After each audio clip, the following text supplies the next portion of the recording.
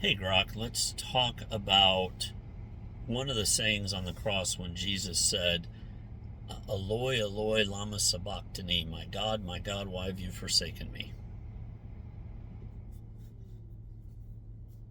That's Jesus quoting the opening of Psalm 22 in Aramaic from the cross in Matthew 27 and Mark 15.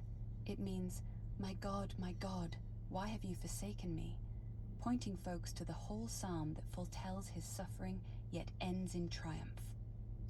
Yes, and was it the culture then that when they would quote the psalm, that they would remember the rest of the psalm or sing the rest of the psalm?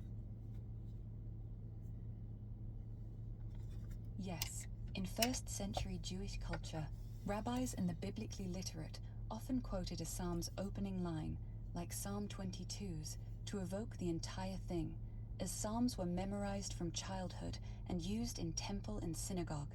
Hearers familiar with scripture would recall or mentally reference the rest, seeing its prophecies unfold. And later on in that Psalm 22, doesn't it say that God was right there or with him and he did not forsake him? Yes, exactly. In Psalm 22, verse 24, it says, "God has not despised the afflicted one's suffering, has not hidden his face from him, but heard his cry." The psalm shifts from anguish to God's faithful presence and ultimate deliverance from him. And so it's safe to say that when Jesus spoke that in Aramaic, the hearers of that would not only remember the psalm, but know that God was right there with him, delivering him ultimately.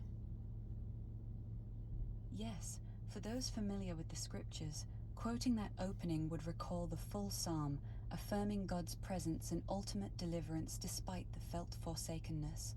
It showed Jesus fulfilling prophecy with hope in the victory ahead. Thank you so much. That's it for now.